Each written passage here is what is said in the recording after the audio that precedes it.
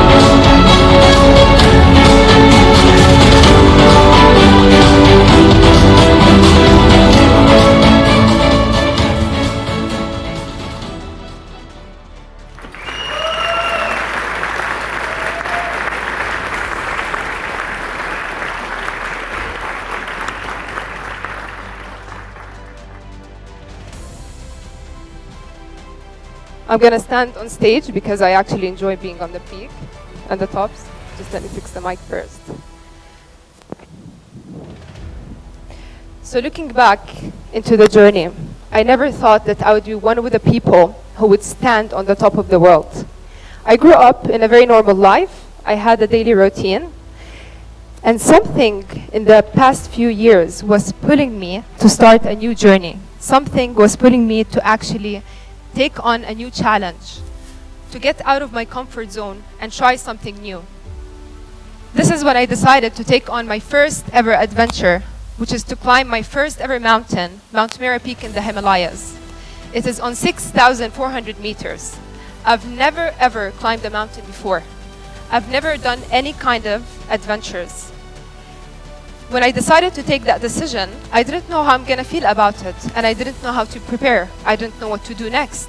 So I had to read about it. I had to research. I had to learn of the dangers of the mountain. Taking that step forward, I took on this adventure, and I loved every second of it. I realized how passionate I am about it. The challenge of it and the beauty of being in the remote areas, away from the routine life that I'm used to. Something new, something that shows the women capabilities in this world. After that adventure, I decided to climb Mount Everest. When I made that decision, I knew that I had to prepare very well. And I did want to be the first Jordanian woman in history to pursue Mount Everest. Of course, for that, I had to get a lot of support, and I had to do a lot of mental and physical preparations. For that, I had a couple of sponsors on the way. And I'm telling you, it's not easy to get support when you have a dream or you have a goal.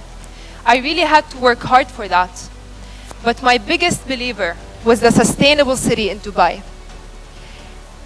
We share the same values in supporting youth, and especially women, to pursue their dreams in life and goals. We care on the same thing, which is taking care of our planet, being more sustainable. I wanted to relate my climbs to something I really believe in, and this is what I did. I didn't just want to get sponsored so I can do my own climb and my own thing. I wanted someone who's actually supportive and genuinely believes in this. My journey on Everest, it took me 2 months to live on the mountain. Moving from a dream to a reality.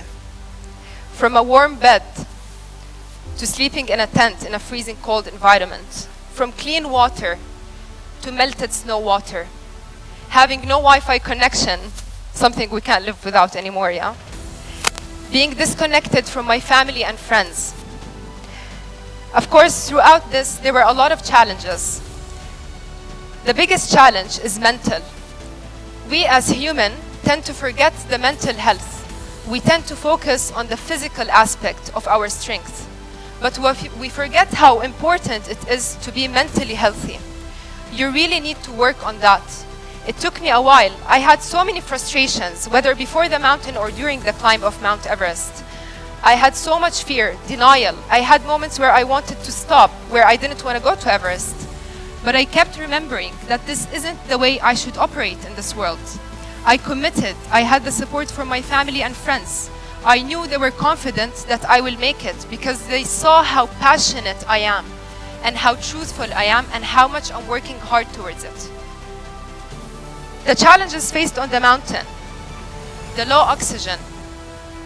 Have you ever thought of every breath you take? Have you ever thought how important it is? We wake up taking these things for granted. One of the things I've really learned, how hard it is to live with short breath, 2 months on high altitude, low appetite, not being able to function and focus on things I'm used to having in life. Of course, reaching the summit was the best moment of my life, with excitement, a lot of things in my mind. I was shocked. I was so happy to make that dream come true. But at the same time, the 2 months' time, we had to prepare and acclimatize. So it wasn't only about reaching the summit. It's about the things that you go through during the acclimatization process. We had to climb high, sleep low. Climb high, sleep low. A lot of people think that we climb to the higher camps and then to the summit. It doesn't go that way. Sleeping low helps the body, the lungs of the body, they expand. So they consume oxygen and carbon dioxide as much as possible. The red blood cells get produced more. So when you do a test after you're back, your body is actually different than any sea level people. The journey for me is not the highlight of the story reaching the summit. For me, it's about also going down, because this is halfway going up. The other half, which is even more important, going down. No one tends to think that it is 90% more dangerous going down from Mount Everest rather than going up. Unfortunately, I struggled and I experienced something I wasn't expecting to experience. As a man took his last breath in front of me on the way down, I stood there in panic. I was screaming. I was trying to help. I was screaming for help, but I knew I'm helpless, and I knew there is nothing that can be done at that moment. So I had to continue moving down. Moving down, the dark night has come. Now it was my turn to struggle. My energy was drained, and I thought this is not going to happen to me. I suffered severe hypothermia, but I kept remembering that I'm here for a reason and I need to go back home. I need to get back on my feet. I'm not going to let that take me away. I started falling asleep, and I was lucky to have a guide from a Russian expedition who shook me awake, because most fatality happens because of sleeping and to never wake up again on such heights. I pushed myself. And I kept remembering that I'm a strong person. I need to do this. I need to go back. Because this is the success at the end. Just like anything in life, we go through obstacles. We go through challenges. We have to face them. We have to look at it in a positive way. No matter how hard it is, we always have to turn pain into power. This is something I really learned in that moment. So I continued walking down, we found a tent that is not even ours on 8,000 meters to find some food because we were out of food. We found some gas so we can melt some snow because both of us didn't have water. So the struggle was real to actually survive at that moment. We had a couple of hours of rest inside the tent. After that, we had to go down to the lower camps to meet with the rest of the team. Throughout this journey, and I wanted to highlight these things in the journey, throughout it, I've learned gratitude, the importance of being grateful in everything we have.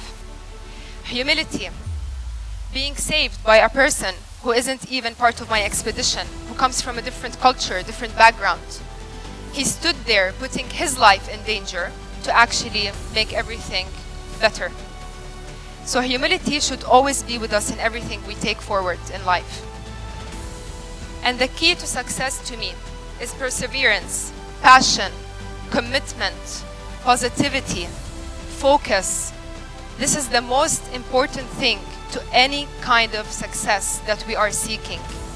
And the obstacles are the part of the journey.